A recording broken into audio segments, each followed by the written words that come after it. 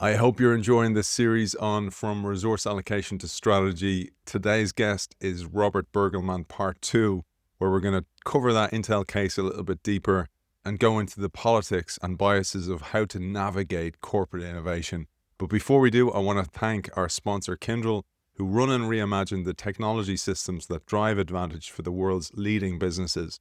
With a unique blend of AI-powered consulting built on unmatched managed service capability, Kyndryl helps leaders harness the power of technology for smarter decisions, faster innovation, and a lasting competitive edge. You can find Kyndryl at KYNDRYL, Kyndryl.com.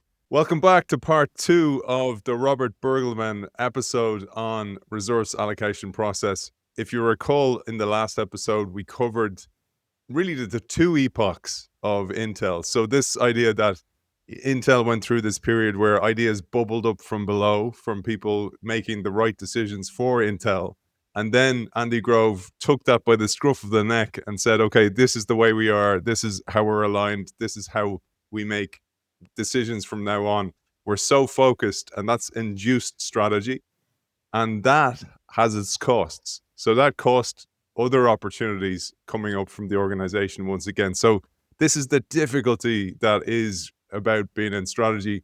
And the guy who put that on the map and who put so many thoughts into my head, I've been dreaming about Intel and the strategy, autonomous processes, induced processes. Welcome back to the show, Robert Burgelman. Great to be here. Thank you. Great to have you back. You've been dominating my thinking. My bandwidth has all been Burgelman thoughts over the last while, and there's so much in it. But I thought we'll give a quick recap of the Intel story, because it's really useful to map all the processes that you talk about, the strategy process that you talk about, and indeed the focus of this entire series, which is the resource allocation process. Maybe you'll give us a very quick recap to bring people back into the mind of where we were the last day.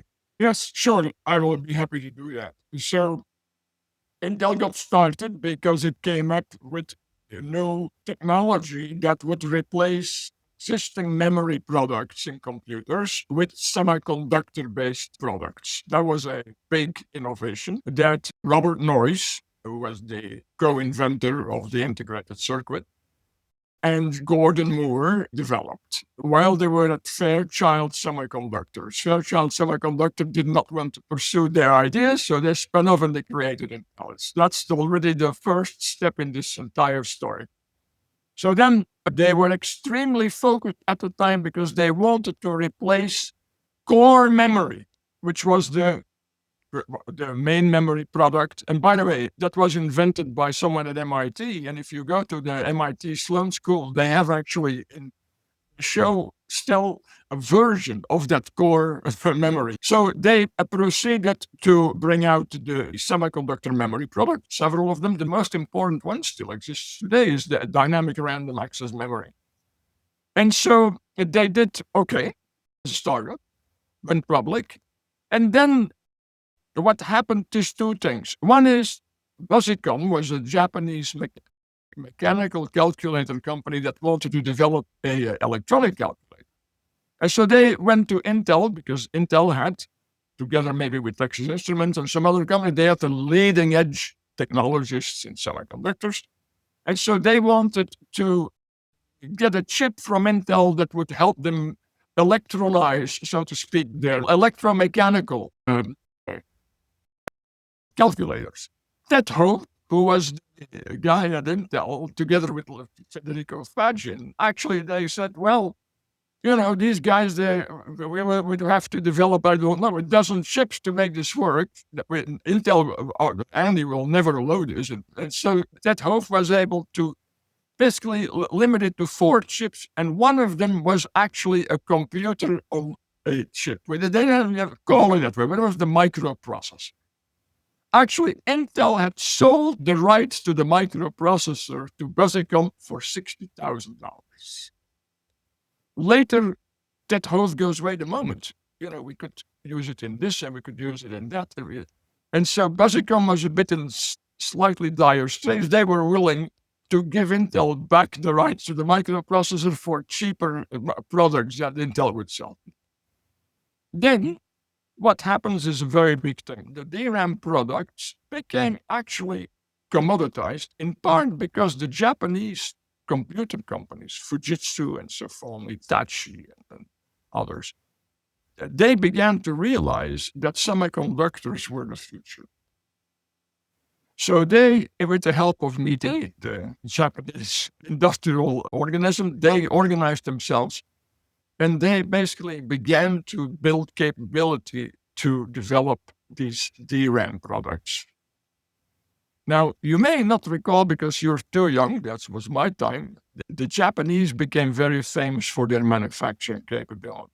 So there are three core competencies in semiconductors. The first one is design. That's basically an intellectual exercise you can do on a piece of paper or on a computer. The second, which is not very well understood, is material science.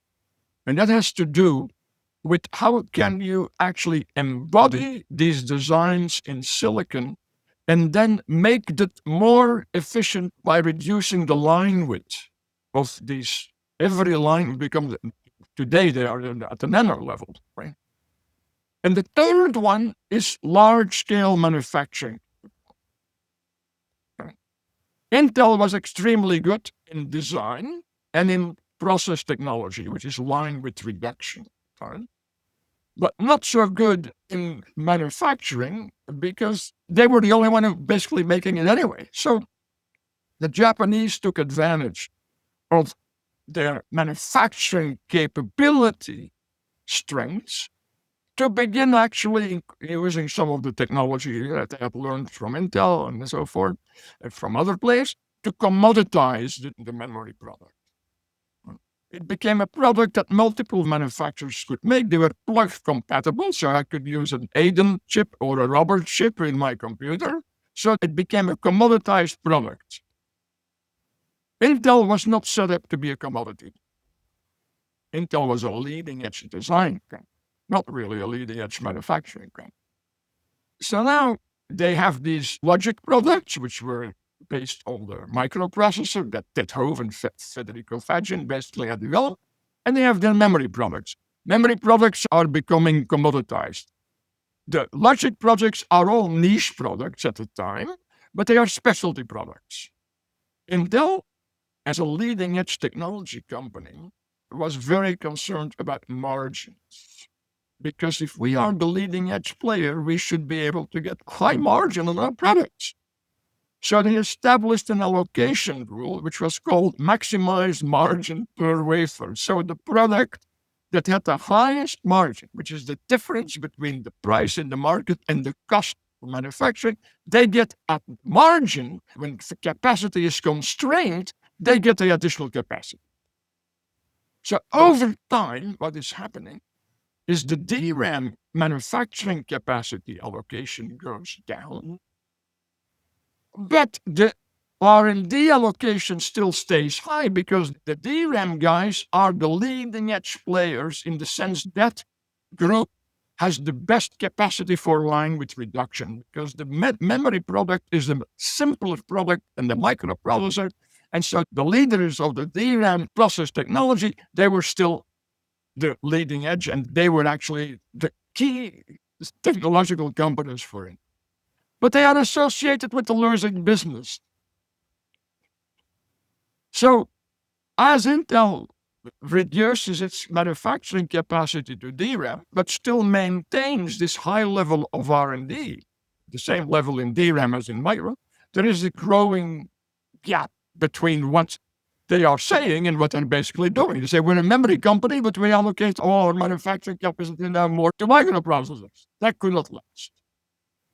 So that is where in the early 80s, Intel faced what Andy Grove and I later called a strategic inflection point, which was, our memory business is going all the way down. We have only left 3 to 4% market share against all these Japanese guys. But our logic products are actually going up. We have growing more and more in total sales of revenues, more and more. And there is a new opportunity. which was that IBM had decided to adopt the microprocessor of Intel for their first PC. So IBM basically became the driver, in a way, of Intel's decision to move from being a memory company to be a microprocessor company, because as we all know, as of 1985, especially as of the 386, the PC really took off like a rocket. And so Intel, Andy Grove, very smart as he was, realized IBM, of course, had forced Intel to cross-license their technology to AMD, probably to NEC, to maybe to Siemens, Africa, in Europe and Japan. And so, of course, Intel for the 286, which was one of the earlier generations, did okay, but not great, because there were 3 or 4 other guys who were also manufacturing. So then, since the costs of developing these microprocessors was exponential, each generation more and more expensive, Intel tried to get these other players to which it cross-licensed its technology to, contribute to the development costs. They all refused. And so then Grove had this brilliant insight, which was that, all right, they don't want to contribute to our development costs. But we are the developers. We are the guys who are ahead of everybody else. We're not going to cross-license our technology anymore. Now, IBM was not particularly happy about that and actually refused. But since they had not asked for exclusivity to Intel, Intel could go to Compaq and say, hey, Compaq, you could be the leader if you take it. And then the marketing guys at the IBM, they go, hey, come on, the train is leaving the station, we better get on board. So Grove was able to then get Intel to be the sole source. The number of lawyers went up too, because AMD was trying to imitate, and so Intel was always able to stay a couple of years ahead of it for a long time. So that's basically the story. As Andy said, we were really a leading edge player of memory products in silicon, changing our competency from that to embodying computer logic into silicon. So that's the big change that happened on the distinctive competence side. What is now the story? So then Andy, so the first one is they spring up these opportunities, right? SRAM, DRAM, EEPROM, and the microprocessor do everything, but the things begin to shift because one thing is commoditized and the other one is still specialty. Then once Grove has realized that microprocessors for PCs are an extraordinary opportunity and that Intel plus Microsoft will be the dominant forces in the PC industry. He now, and he uses that word, he vectorized everybody in the same direction. Right? That is why I wrote. He could do that until 1998, roughly. 1998, he passed the baton to Craig Barrett. And he told me once at that time, he didn't say he was going to pass the baton, but he said the PC industry is changing. And we'll have to do something different. And maybe it's a time for another person to take over. And that's true. Barrett had to tell it. So Andy vectorized, and he became almost the single strategist within Intel. Barrett was the guy for implementation, because now Intel had to become good in manufacturing too, because we're the sole source. Right? So Craig came up with the rule that everything had to be the same in every factory that they create. So we see, strategy is in first instance a disciplining mechanism. Right? And so I always ask people, do you like focus? And then they go, yeah. Then I ask, do you know what focus means? Focus means you say no all the time. That's what focus means. And Andy was brilliant in saying. And so that worked for a long time. Today, Intel, as we know, has been facing another strategic inflection point. I will not go into that now. That's not the right time. But that is the short story. an extraordinary story. Intel was sort of an ecological system within which all there's competition between these different possibilities. And then Andy turned the ecological framework that I have into a classical, rational top leader who is driving the entire thing in this way. Yeah, we tend to like this in a way. Or most people like to say, oh, I know who the boss is. And so as a result, I had actually developed my model that I showed, not based on intent. I had based that on my work that was derived from my extension of the Bauer model, in which I had studied a similar company like Joe had studied, a science-based chemical firm. But in 1989, when Andy and I were now teaching, and we gave a presentation at the Strategic Management Society conference in San Francisco, and Grove showed a graph. I'll describe the graph. Vertical axis is total revenue. Horizontal axis is staff. In the mid-70s, late 70s, the greatest proportion of total revenues is in memories. A relatively small proportion is in logic products. What happens? Memory products down in revenue and logic revenues up. They cross in 1981 already. So as of 1981-82, the total revenues of Intel were more from logic products than from memories. Yet it took until 1985 and for Andy Grove then to go to Oregon, as I said yesterday. Welcome to the mainstream of Intel. So that shows you there was a period between 81 to 85, which we call the period of strategic dissonance within Intel. That was the period in which there was a strategic inflection point. So what I realized when I'm seeing him present that, I go, that describes exactly an ecological model. One species is on the decline and another species is on the rise. How much more ecological could it possibly be? And that fits perfectly with my model of induced and autonomous axis. Beautiful job, man. Beautiful. And just wanted to add as well then, this idea of the ecological species, that there's an internal ecology, so the internal environment, and then an external one as well. And that's an important thing, that there's survival of the fittest ideas or people who get rewarded and recognized inside the company. And then there's the survival of the fittest products or services outside the company as well, which is the business environment. That's a key lens for people to hear us through or see us through here. There was another key piece, and I loved what you said here. You said in strategy making, process generates content, and then content disciplines process. It is not a throwaway line. It's so, so deep. The way people act, experiment, and make decisions leads to a strategy. And once that strategy is in place, it starts to guide or limit how new decisions are made, exactly like you described.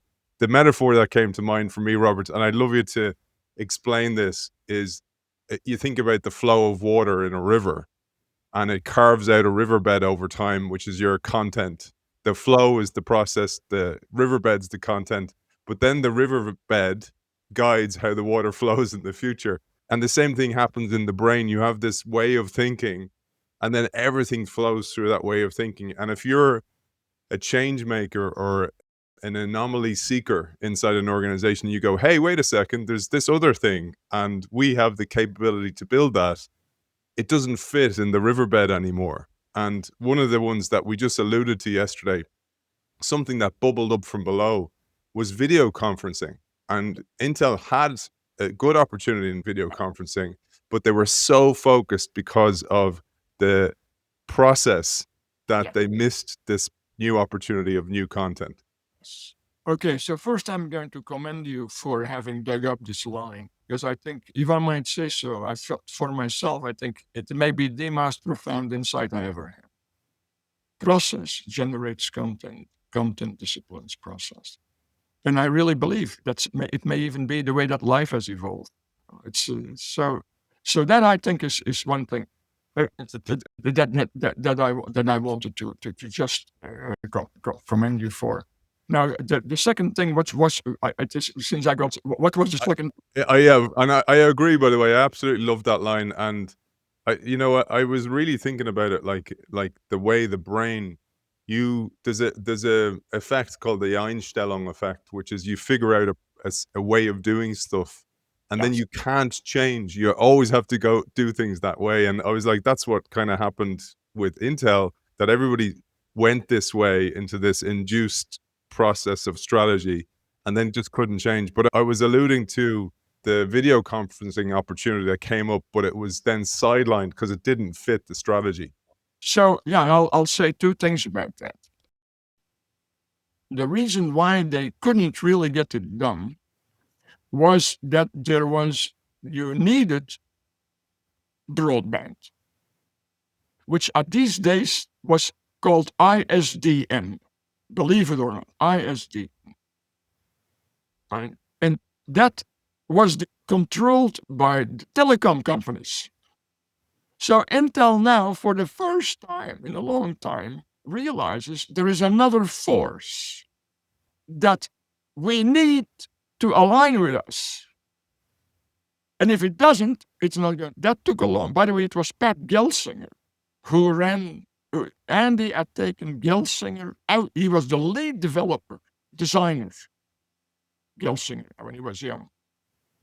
And Andy had taken him out there to run the video conferencing.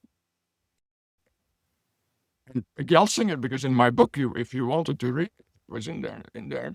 He basically told Gelsinger that he wanted him to apply the same strategy in video conferencing as Intel was using in the PC industry with its microprocessors, which was what I call a frontal assault. And so that didn't work. By the way, I almost spent $2,000 because I said, yeah, I'm teaching with IBM. I'll put an ISDN line in my garden. I ended up fortunately not doing it. But it shows Andy Grove's, I would say, intellectual honesty. Right? So in front of a class, in our class, then he once said this.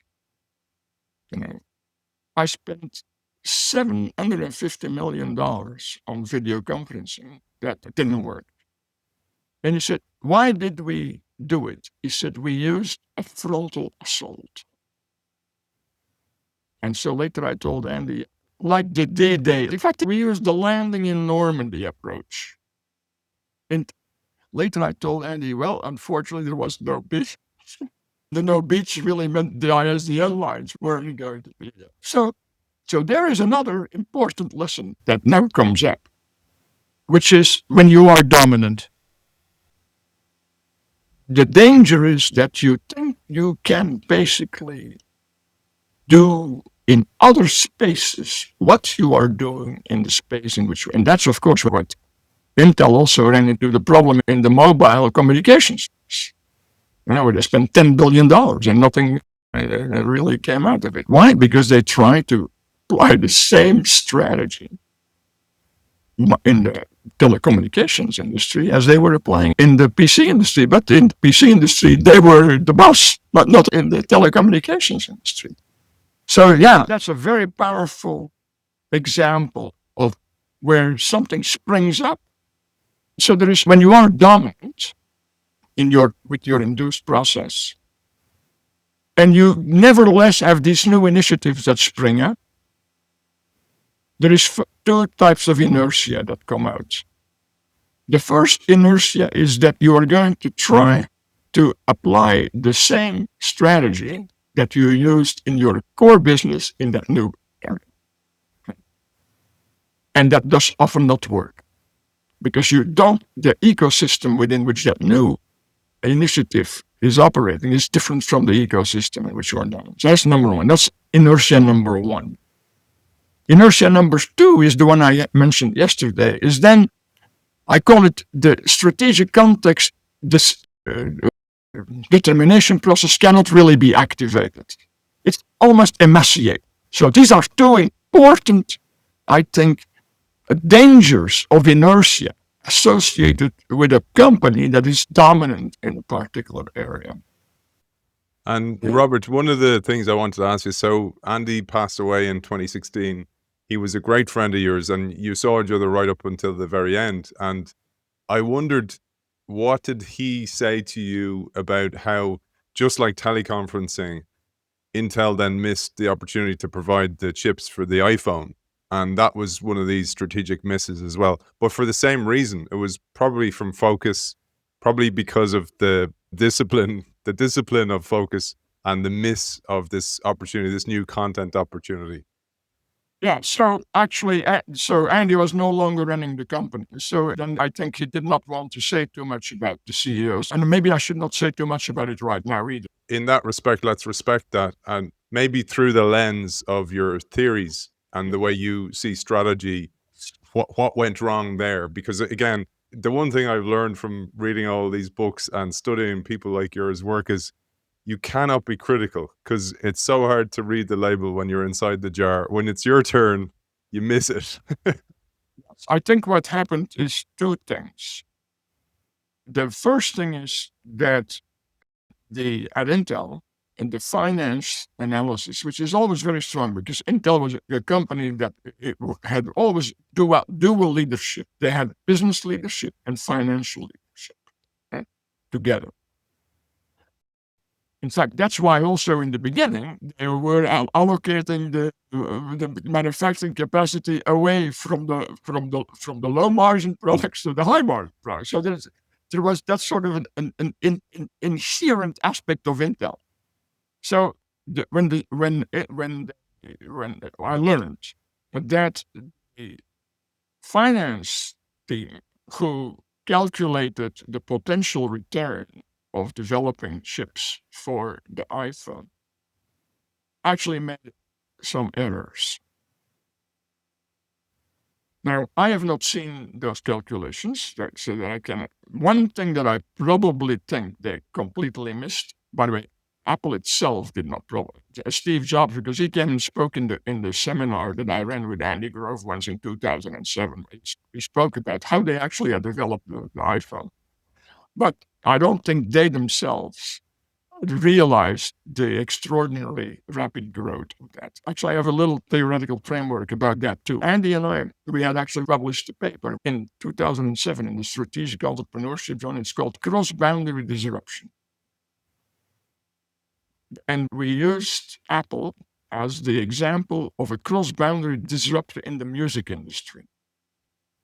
But then we applied the same model that we had developed in that article to the Apple entering into the mobile communications industry. And we actually predicted that Apple would become an important incumbent, but would not be able to disrupt the industry. Why not? Because there were four very powerful competitors. Nokia was selling 400 million units in 2007. Motorola, Ericsson, BlackBerry. So we said, well, these are very innovative companies. They are hard driving. It's totally different from the music industry. And therefore, it's unlikely that Apple will be able to truly disrupt. Now I have a framework to explain why they were able to do that, but I'll leave that aside. So that, I think, are the two things. The finance guys made the wrong assumptions about the margins that would be available to Intel. And remember, the danger of disruptive technology is that in the beginning, the incumbents believe that it's better that we give up on this because our average margins will go up. In the case of Intel, it was the other way around, to go, wait a moment. We have very high margins. What margins are we going to get for these cheap cell phone things? It's going to bring down our average gross margin, and that will be reflected in our stock price. Stock price will go down.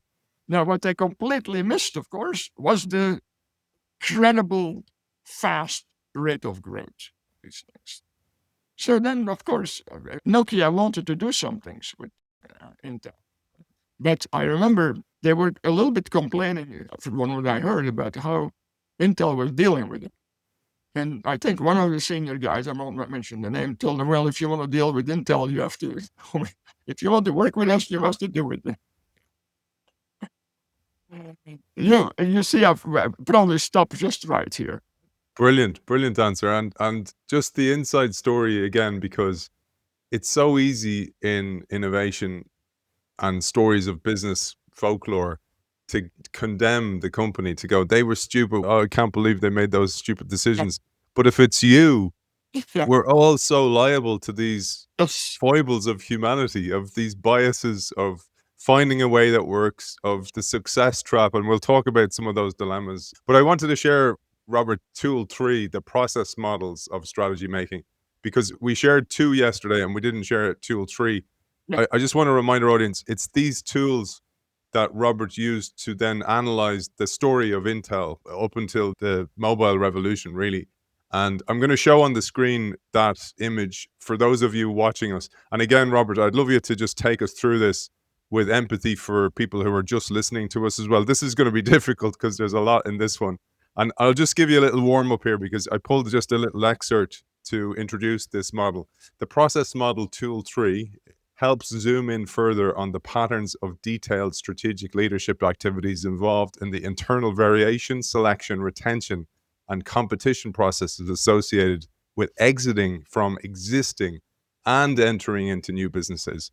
The internal corporate venturing, ICV, and strategic business exit, SBE, process models provide further theoretical insight into different mechanisms through which strategic leadership activities are coordinated in strategy making.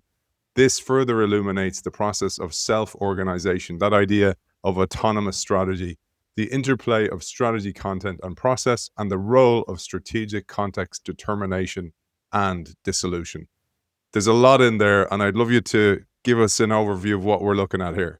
So let me say first, I was trying to map the activities that I had discovered in my study of the internal venturing process in this large company, very similar to the national products company that Joe Bauer studied, but not in the operating divisions. This was in the new business division. So first, why did they create this new business, this new venture group or the venture? You see, I had studied, as I mentioned yesterday, the book by Alfred Chandler, Strategy and Structure, in great detail. I still have my notes in, because I was in Belgium still then, and I wrote notes in Dutch, actually, next to several paragraphs. And so the proposition of the famous proposition of Chandler was structure follows strategy. Right? That's a very famous proposition stated by the great business historian Alfred Chandler. What I discovered when I studied the new venture activities at a similar company like National Products was actually a lot of these sprung up in different parts of the company, in different of the divisions. Each of these division managers did not really know what to do with these. Right? Just like Joe had discovered, there was this one project where they wanted to build a manufacturing capacity that would lead to products that would be competing with their other major customer. And you go, no, we're not doing this. So I discovered that these activities, it's like a life force. They were going on in these different divisions. The top management does not know what to do with it. But they do feel, we do a lot of commodity chemical products. Maybe it would be great if we could get in more specialty fields. So they basically said, let's create a new venture division. And so then they put all the apples and oranges and pears and all the fruit into that division. Yes. And so now all these other leaders, they can just stay on their mainstream business. Okay. So that led me to realize that actually the origination of this new structure was not really the corporate strategy.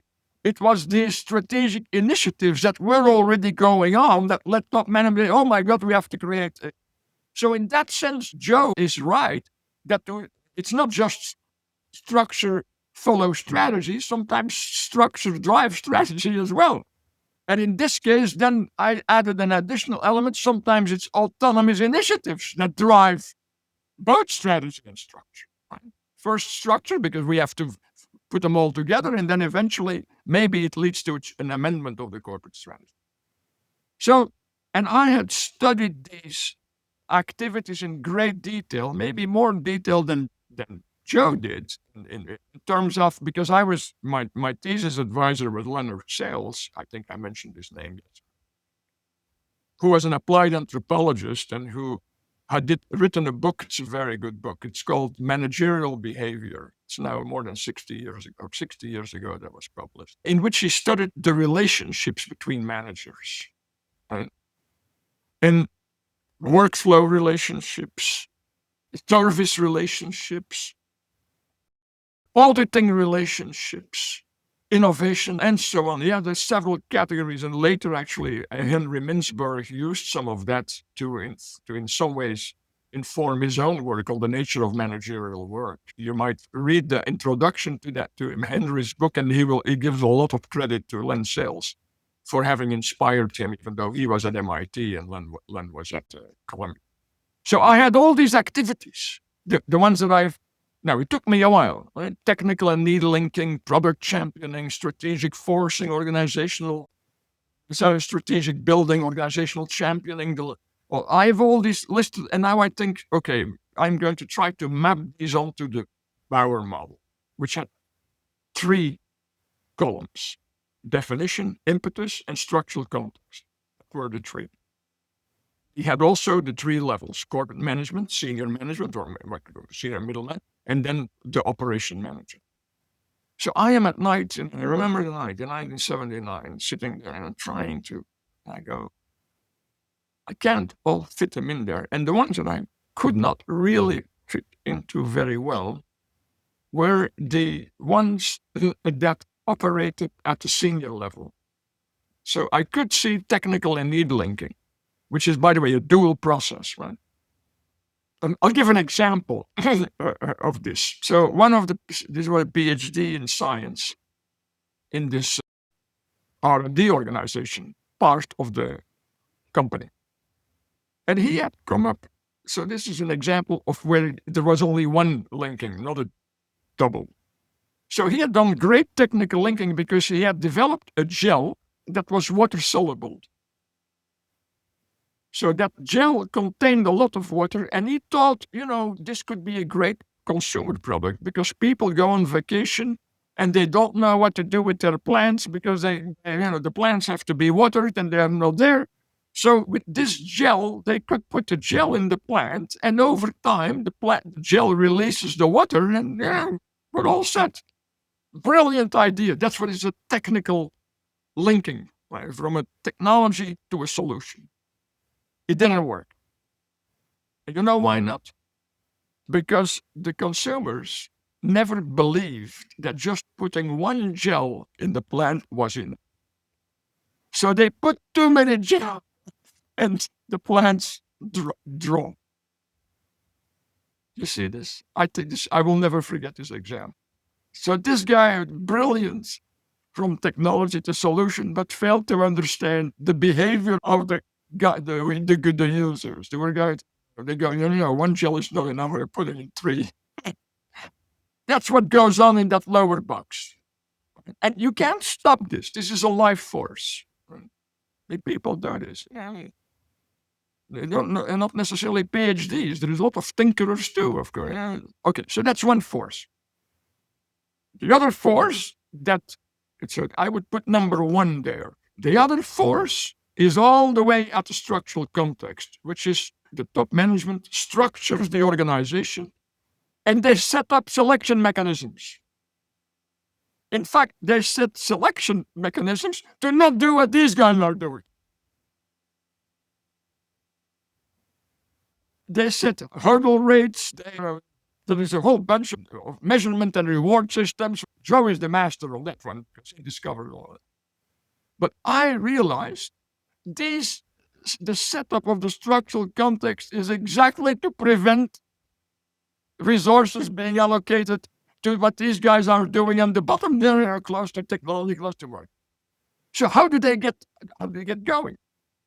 Then I realized, well, what they do is I call it product championing, which means they are able to tap into resources that are sort of forgotten within the company. Reserve lists. For instance, in the chemical industry, they have equipment that is no longer used because they have replaced it, but it could still be used for something else. And so these technical and these venture team members, they then try to get one of the senior guys who controls these resources that are on the reserve list and so to let them use those.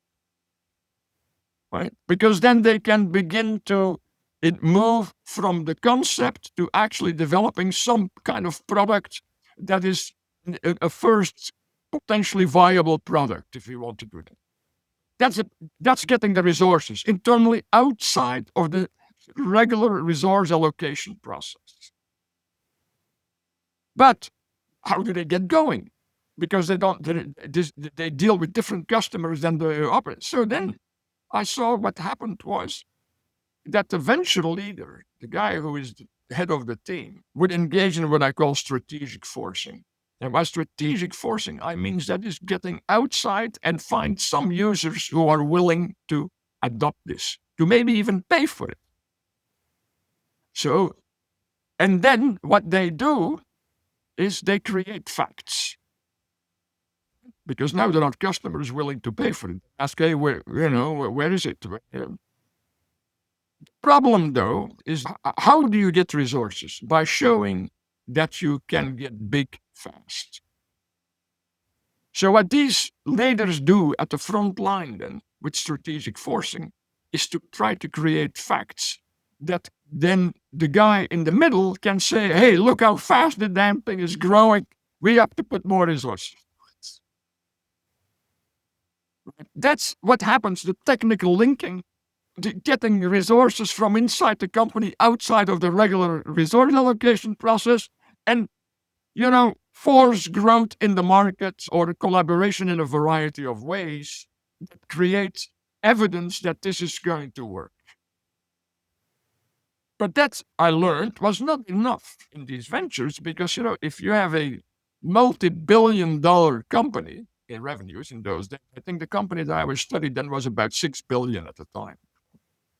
So if you have something that's $60,000, that's 60 million, but you have 6 billion, how much attention is that going to get? They go, oh, that's at the margin.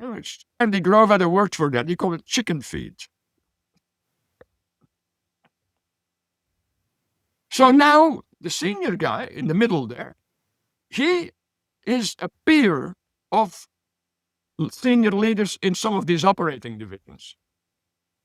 As I said, in some of these operating divisions, there are already projects going on that are orphans. And so, to the extent that the senior manager here in the venture group is able to take what his entrepreneurial guy is doing at the front line with strategic forcing, but bring together some other projects from in the company that could be related to what this guy is doing here, and maybe even do some small acquisitions because, then I call that strategic building.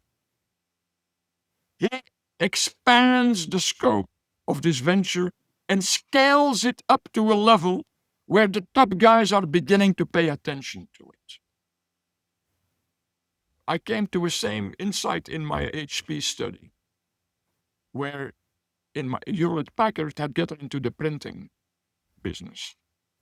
And at one point, John Young actually told me, he said, well, printers had got so big, we had to start paying attention to them. So this middle-level executive, who is brilliant in coming up with a strategy for this new area in which he has now agglomerated several things, the one that his own entrepreneurial guy is doing with some projects from other parts of the company, maybe some small acquisition, and he can now basically go to top management and have a strategic plan for this new area. And I call that organizational championing. That's not product championing. That's far more complex. That's organizational championing. And what he is doing, he delineates in that no space the position of the company with the successful projects that they know. Because company might say, yeah, we want to be in health. I go, okay, is that the only guidance you're going to give me? How would I convince top management that the health field is really one for us? Is if I can show that we already have projects in it that are viable and growing. I, in a way, delineate within that no space the terrain, the position that we can occupy. That's pretty brilliant. In fact, this guy, I thought it was a great strategy. He once told me, in fact, I wrote recently a paper. It's actually accepted. It will be published in the Strategic Management Review. And it took me 40 years to actually be able to do a computational model with another guy, computer model, to actually show this. He said this. This is the senior guy, not the top guy. He said, no business development has problems, as challenges that top management does not really understand. So if you don't have a strategy, you can only talk to them about what they already know. And that will destroy your credibility. So therefore, it was crucial that senior executive could develop a strategy, just like Andy Grove. Remember what he told me? I don't like things that's somewhat right, but mostly wrong. Why? Because Frank did not come up with a compelling, the guy, his successor did. I didn't tell. And you know what that successor told Andy? And maybe he told Gray by that time. He said, big processors need big pipes. Why? Because the data that are processed come through the pipes. So it's the guys who control the pipes who really control to a large extent what we are doing. So shouldn't we also be part of the controlling the pipes? Intel actually then went out to spend, I think, $3 billion on acquiring number 3 or so, way too late, of course, within that. But that is, so now I am sitting there at home, and I could not put strategic building and organizational championing and delineating. I did not see how I could possibly fit that into Bauer's model, because in Bauer's model, the strategy is already determined. The capacity, manufacturing, resource allocations are all in line with the strategies of these divisions and therefore of the corporate. And here there is no strategy, no corporate strategy. We have to create one and get top management to agree with it. So that is where, if that championing and delineating is successful, we have overcome the selection force that was from the structural context. And now top management, actually there is one word missing in this word. I call it retroactive rationalization. Now you could say that sounds sort of reactive on the part of top management. And I say no, it requires great brilliance to be able to do that. Because if you are the top management, you are the CEO, how many times can you tell the rest of the world we're going to cap this mountain here without having any evidence that you're going to be able to do it? Not many times. So it's only when there is a reasonable amount of evidence, which is provided by this guy in the middle, that in fact the top management can go, that's what we always wanted. And that's why when I saw Joe Bauer's thing, in a way, he said that, I don't know whether, but it's true, because 2 years later, who do you think had the idea? There's a great line by the computer pioneer Howard Aiken, I think his name was. He said, don't worry about people stealing your ideas. If they're any good, you're going to have to force them down people's throats. When I see this is like a game of snakes and ladders to try and win. It's such a political thing, though, Robert, isn't it? It's not about the idea. It's about the politicizing of that idea to get it to the top. Yes, it is both cognitive and political. So it is cognitive in the sense that you must be able to come up with a framework, with a strategic framework that is compelling. In fact, so I translate this into, so if you are in the middle, right, and I think that is where it usually breaks down.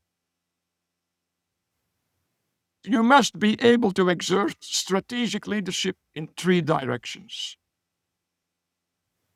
The first one is downward, because the guys who do the technical and need linking, right, at the lower level, they will always define themselves as different. But in a large company, if you many times say you are different, they start believing you. And that's not the road to success.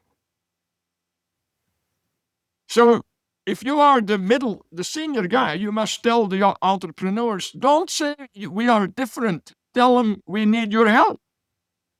Because we're doing something that is good, not just for us, but also for the company. And by the way, I've seen this in many, many situations. So the guys at the bottom, they always define themselves as we're different. In fact, I think you read the chapter that I did on the chipsets at Intel. So Ron Smith did not make that mistake. Because what he did, he put on his team. Okay, I'll ask the question first, because the audience may want to think about it. Who controls access to customers? The answer is the sales force. And how keen are sales force people to let you go and talk to their customers? Not very keen. They will tell you, I don't want you to go there. So if you don't have on your venture team people that are trusted by the sales force, how much information are you going to be able to get about the customers? The answer is 0 is the upper limit. None. In fact, you may get disinformation.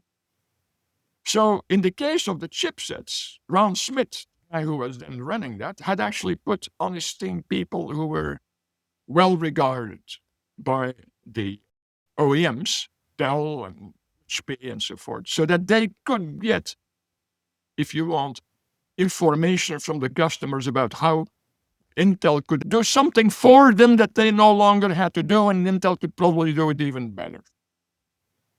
So that's the technical and need linking part there, right? Which is very important, but often you need, in order to be able to do the need linking, you must get support from guys in the sales force, for instance.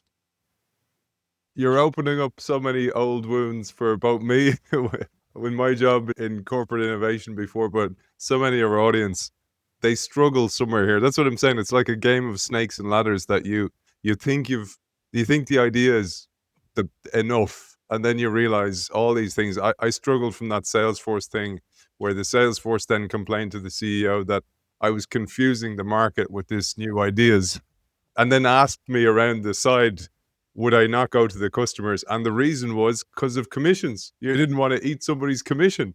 Exactly. So there's always a reason that you don't know, that it doesn't make sense. And I know we talked about it's often for the best of the company.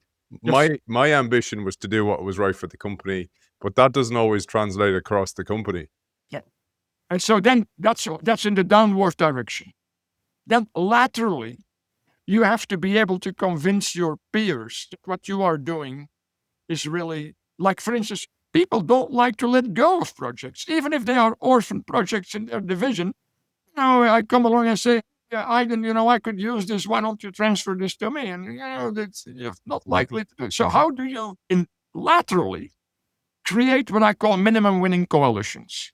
Okay.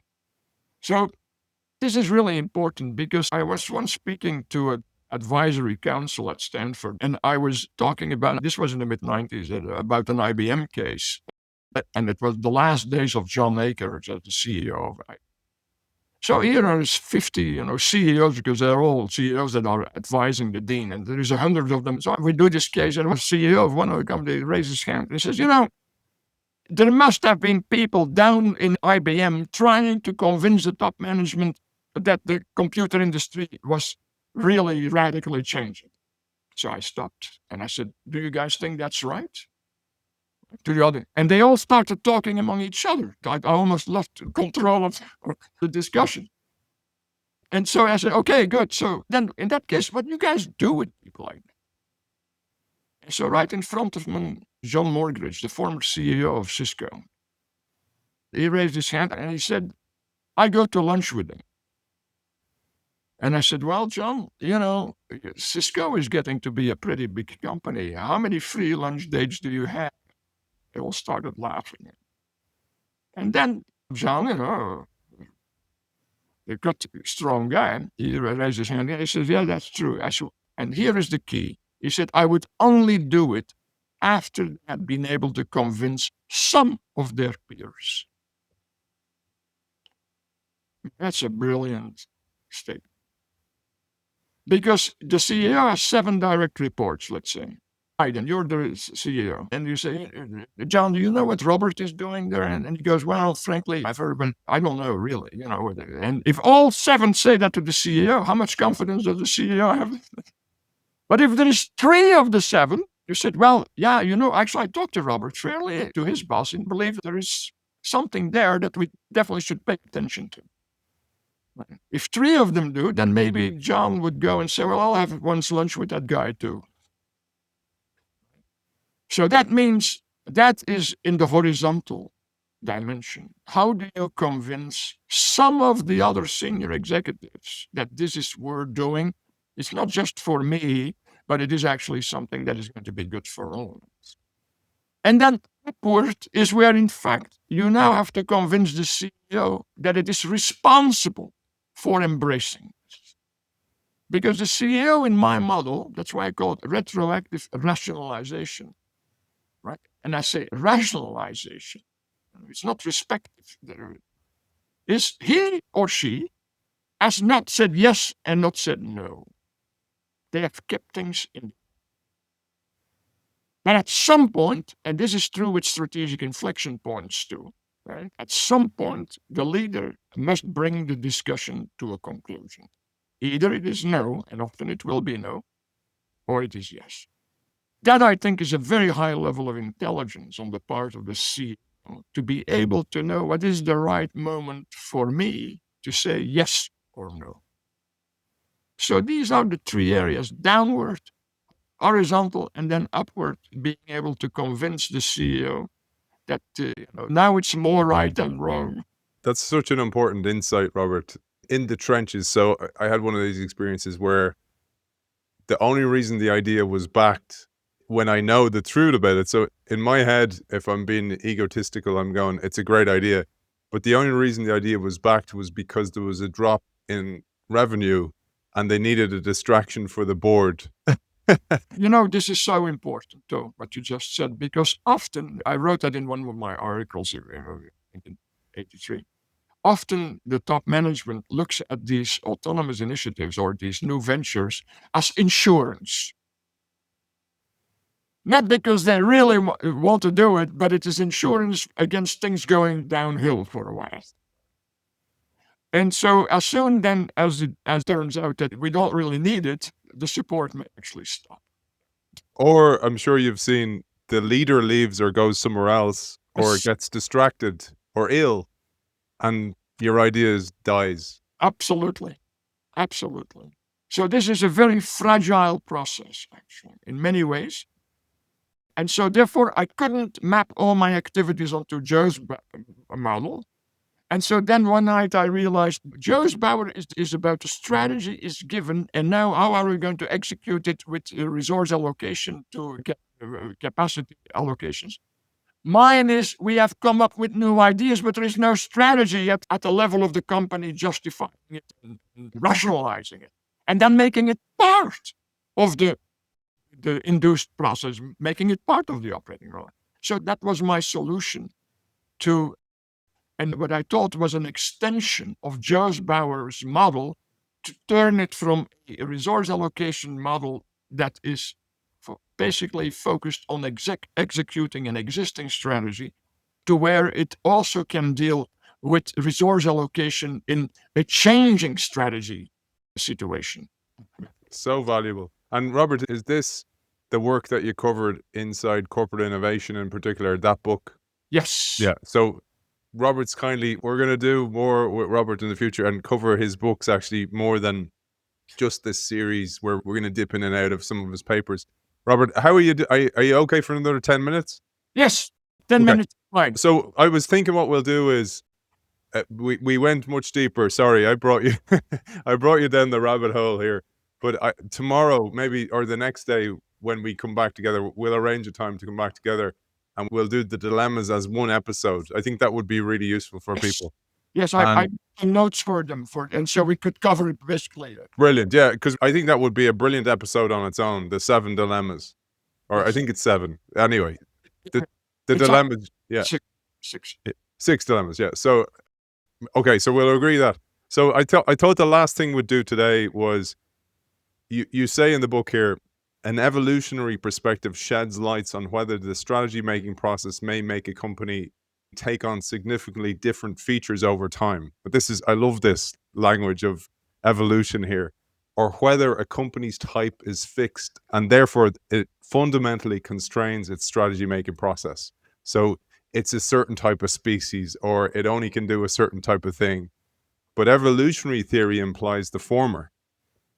And typologies that distinguish between firm types persist in the strategic management literature. And I love this. One well-known typology distinguishes prospector, defender, analyzer, and reactor types. And I thought about this just as different species in the business environment, but also the ability to be a chameleon and change between these different types. Yes. And this also then will probably set us up for the next episode where we'll talk about the dilemmas. It often depends on where you are in this prospector, defender, analyzer, reactor to your reaction to an opportunity or not, or even if you see it. And this is a great way of thinking about the journey that we saw Intel go through. Yes, that's actually right, because in some ways Intel started as a prospector. That's not really true. They ended up, here is why they were kind of a prospector. And I can give another example of a company. So there were a prospector in the other company. But you remember, here when Gordon Moore and Robert Noyce started, and then a little later Grove joined them, their technology, the semiconductor technology space was all open. Nobody really knew where this is going to go. Right? Even EEPROM product was something totally unexpected. Duff Roman, an Israeli guy, actually figured out it was actually an error, mistake kind of thing, and he turned it into a product. Right? So if you are in a very open new technology space, you almost have to be a prospector, right? You have to try things, and that's what Intel did.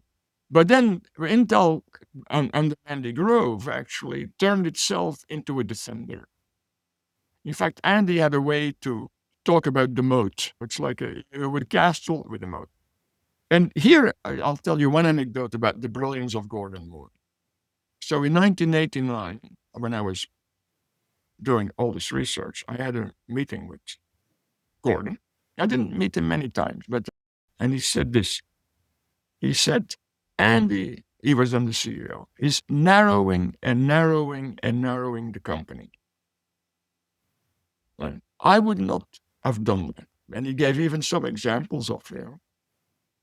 And here is the brilliance. He said, but based on line width reduction alone, for the next 12 years, it will not be a problem.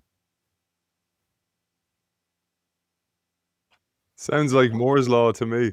And after 12 years, it became a problem. And the line width reduction, which meant, remember I said that at the beginning, skill that adds, making him because if you make him smaller, it has two advantages. It has a cost advantage because you have more good chips per wafer, because since the chip is smaller, it's the probability of it being hit by an impurity is smaller. So therefore, more chips, good chips per wafer reduces the cost, and it increases performance because the electrons have to travel shorter distances. So Gordon realized, Intel, we're good at that. So for the next 12 years, we will just, and then we're very narrow, but it won't be a problem for. And just, I want to tee up for the next day. The narrow business strategy dilemma is actually one of the dilemmas that we'll talk about the next day, which is that narrowing of your focus as well. I don't want to take us off the Prospector, Defender, Analyzer, Reactor type stuff. But I was going to ask you about Gordon Moore, and surely having him in your ear. I mean, I even thought about the phones then. The idea that chips would be, if you understand Moore's law, you'll know a phone could be folded someday. That how far does that go? And having that knowledge inside the company surely could influence strategy over time. Yes, it's absolutely right. We've kind of only done Prospector. Will we explain the others? Yes. So Prospector is the one that would do a lot of these autonomous things. Defender is the one that is focused, very focused, and is basically on the induced. Analyzer is the one that tries to do both. And I think that is actually, in many situations, a winning strategy in the long run. The Reactor is, of course, the weakest part, because they neither do very good on the autonomous, neither do they do very good on the. And so these are the companies that probably do not survive, or eventually are not able to survive in the long run. But so I do actually like that typology very much. I think it was very cleverly developed. And we can, in the old days, we would say a Prospector 3M. HP would have been a Prospector too. And then you had the ones that are very, very focused. Timken maybe, probably, Intel, some of the oil companies, of course, as well. And we're going to cover so much more of how you get outside this analyzer being exploit and explore. We'll talk about that the next day as well. Robert, it's an absolute pleasure having you on the show. I'm so looking forward to getting deeper into the work. And thank you for today. It was beautiful. The story you set us up for. I probably should have done that in episode 1, because it was a great lens through which to see the strategy and indeed how resource allocation changes over time. I'm really looking forward to the dilemmas and the questions that you ask, that all that we've talked about in part 1, part 2 really throws up a load of questions for you to go, well, how do I manage this? How, if I'm a leader in a company, success is transient, and how do I manage that? So it's an absolute pleasure, and I'm really grateful for you joining us. Professor Robert Burgelman, thank you. Thank you very much. It's great working with you. Thank you very much. Absolutely loving this series, and I want to thank our sponsor, Kyndryl, who enable us to do this and bring you in-depth conversations with the world's best minds. Kyndryl run and reimagine the technology systems that drive advantage for the world's leading businesses. With a unique blend of AI-powered consulting built on unmatched managed service capability, Kyndryl helps leaders harness the power of technology for smarter decisions, faster innovation, and a lasting competitive edge. You can find Kyndryl at kyndryl.com.